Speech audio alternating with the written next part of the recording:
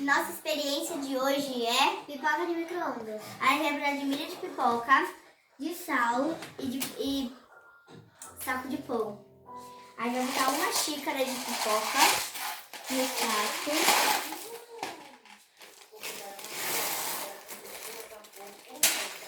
Uma pitada de sal. E vamos levar por 4 minutos no micro-ondas.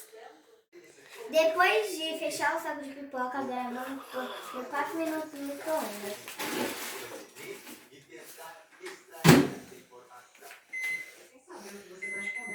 Vamos esperar. Nossa pipoca está finalizada. E agora é só comer. Uma delícia! Uma delícia!